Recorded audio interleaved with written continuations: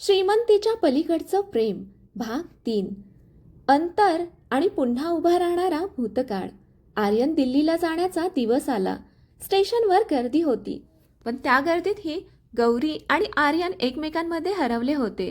काळजी घे, गौरी हळू आवाजात म्हणाली. आर्यनने तिचा हात घट्ट पकडला. तू पण आणि वेळेवर जेव. गौरी हलकसं हसली, पण तिच्या डोळ्यातले अश्रू लपले नाहीत. 6 महिने पटकन जातील, आर्यन म्हणाला. गौरी मनात म्हणाली, तुझ्याशिवाय प्रत्येक दिवस खूप मोठा असणार आहे. ट्रेन सुटली. आर्यन दूर जात होता आणि गौरी तिथेच उभी राहून त्याला पाहत होती. पहिल्यांदाच दोघं खरंच एकमेकांपासून दूर झाले होते. काही दिवसांनी गौरी आपल्या कामात व्यस्त राहण्याचा प्रयत्न करत होती, पण प्रत्येक गोष्ट तिला आर्यनची आठवण करून देत होती. फोनवर बोलणं होत होतं, पण ते पुरेसं वाटत नव्हतं. एका संध्याकाळी गौरी दुकान बंद करत होती. तेवढ्यात गौरी ती वळली. समोर पुन्हा राहुल उभा होता. तू ठीक आहेस ना? राहुलने काळजीने विचारलं. गौरी थोडी गोंधळली. हो, मी ठीक आहे. राहुल म्हणाला, मला सगळं कळलं. आर्यन दिल्लीला गेला आहे ना?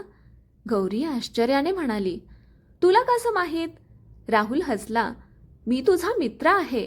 तुझी काळजी करणं माझं काम आहे. हळूहळू राहुल वारंवार गौरीला भेटायला येऊ लागला.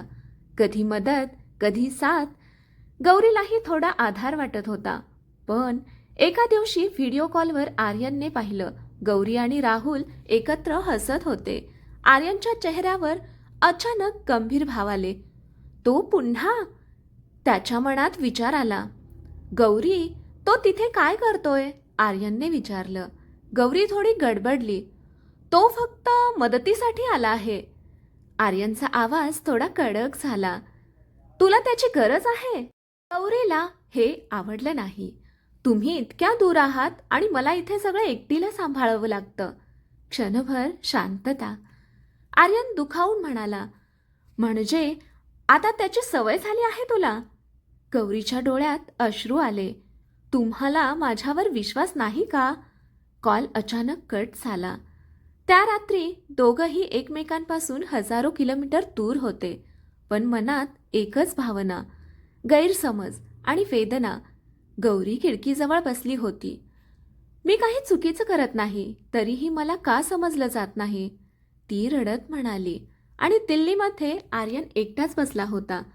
मी तिला गमावतोय का? त्याच्या मनात भीती होती, प्रेम होतं, पण अंतर आणि गैरसमज त्याला कमकुवत करत होते. राहुल गौरीसमोर त्याच्या मनातील भावना व्यक्त करतो आणि परिस्थिती आणखी गुंतागुंतीची होते. भावनांचा गुंता, प्रेम, विश्वास आणि एक कठीण निर्णय. दिवसेंदिवस अंतर वाढत होतं. आर्यन दिल्लीमध्ये आणि गौरी मुंबईत. दोघंही एकमेकांवर प्रेम करत होते, पण गैरसमज त्यांच्या नात्याला हळूहळू कुरतडत होते. त्या दिवशी संध्याकाळी पाऊस जोरात पडत होता. गौरी दुकान बंद करून घरी जात होती. अचानक वारा, पाऊस आणि अंधार. तेवढ्यात एक गाडी तिच्यासमोर थांबली. गौरी, बस, तुला सोडतो, राहुल म्हणाला. गौरी थोडी थांबली, पण परिस्थिती पाहून ती गाडीत बसली. घरी पोहोचल्यावर गौरी ओले कपडे बदलून बाहेर आली.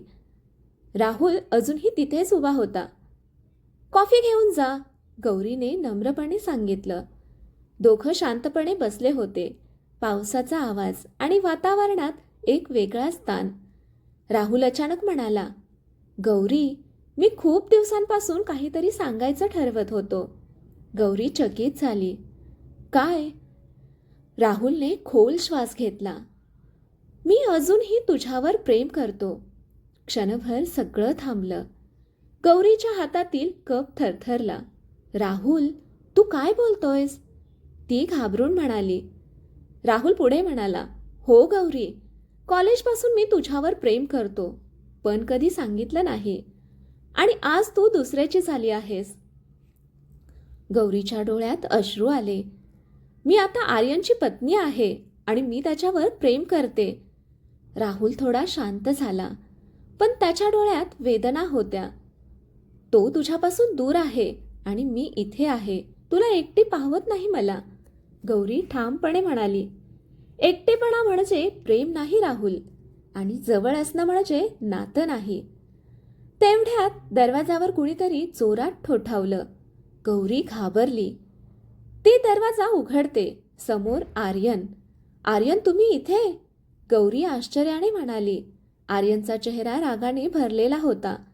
त्याची नजर थेट राहुलकडे गेली. नाईस. मी काय विचार करत होतो आणि इथे काय चाललं आहे, तो उपहासाने म्हणाला. गौरी लगेच म्हणाली, नाही आर्यन, तुम्ही चुकीचं समजताय. पण आर्यन थांबला नाही. मी सगळं पाहिलं आहे. तू त्याच्यासोबत एकटी या घरात. गौरीच्या डोळ्यातून अश्रू वाहू लागले. तुम्ही माझ्यावर विश्वास ठेवत नाही आहात. राहुल मध्ये पडला.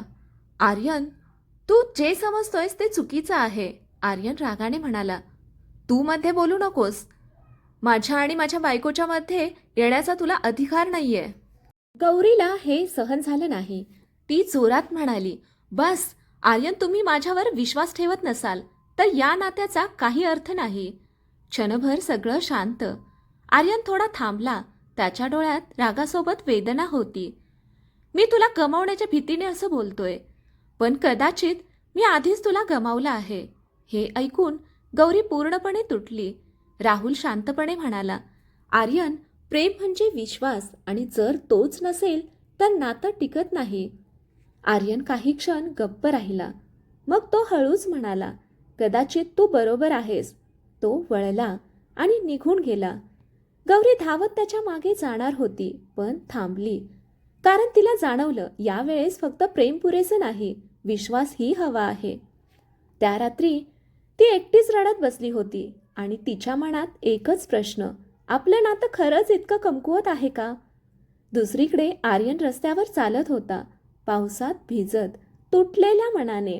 त्याच्या मनात ही एकच विचार, मी तिला समजून घेतलं नाही की खरंच गमावलं? प्रेम, विश्वास आणि अहंकार यांच्यामध्ये अडकलेलं नातं आता एका वळणावर उभं होतं, जिथे एक निर्णय सगळं बदलू शकतो. गौरी एक मोठा निर्णय घेते आणि आर्यनला तिच्या आयुष्यातून दूर जाण्याचा धक्का बसतो. तुटलेलं मन, अंतिम निर्णय आणि वेदनादायक दुरावा. रात्रभर पाऊस कोसळत होता. जणू आकाशही त्यांच्यासारखंच रडत होतं. गौरी अजूनही दरवाजाजवळ उभी होती.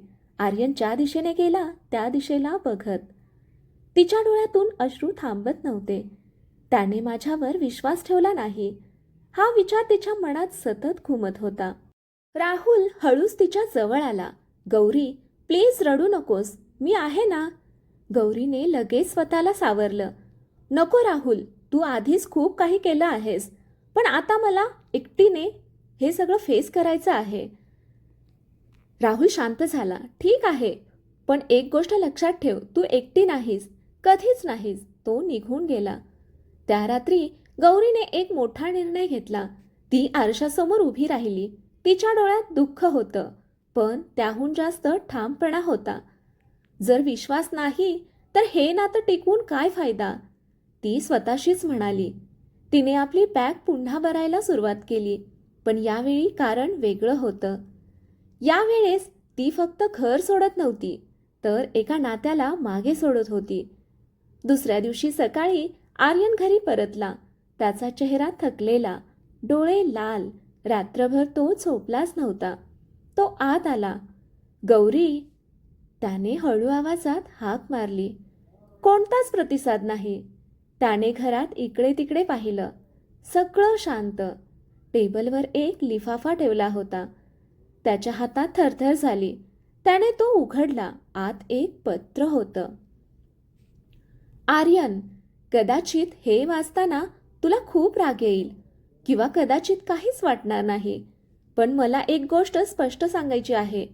प्रेम जितकं महत्त्वाचं असतं तितकाच विश्वासही महत्त्वाचा असतो. काल जे घडलं त्यानंतर मला जाणवलं की आपल्या नात्यात तो विश्वास राहिलेला नाही. मी चुकीची नव्हते, पण तरीही मला स्वतःला सिद्ध करावं लागलं, आणि हेच मला सर्वात जास्त दुखावून गेलं. मी तुला खूप प्रेम करते, पण स्वतःचा स्वाभिमान गमावून नाही. म्हणून मी हा निर्णय घेतला आहे. मी तुझ्या आयुष्यातून दूर जात आहे.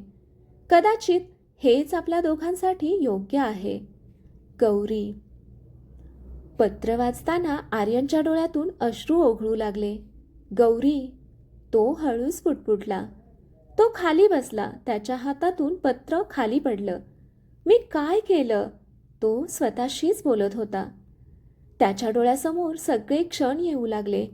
गौरीचं पहिल्यांदा घरात येणं, तिचं हसणं, तिचं रडणं, तिची साथ.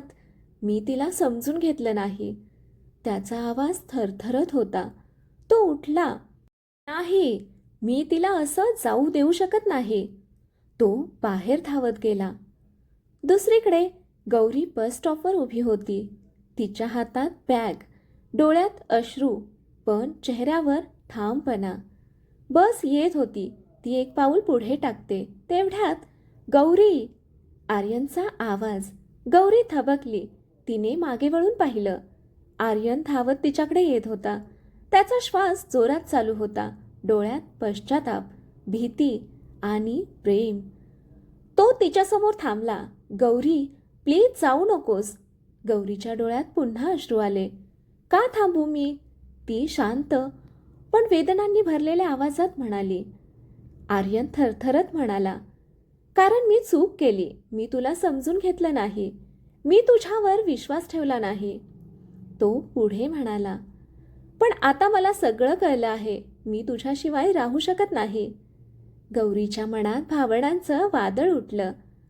प्रेम फक्त शब्दांनी नाही सिद्ध होत आर्यन, ते विश्वासाने टिकतं. ती म्हणाली. क्षणभर शांतता. बस थांबली. दरवाजा उघडला. गौरी एक पाऊल पुढे टाकते. आर्यनचा हात हवेतच थांबलेला. ती थांबेल की कायमची निघून जाईल? त्या क्षणी त्यांचं नातं एक निर्णायक वळणावर उभं होतं.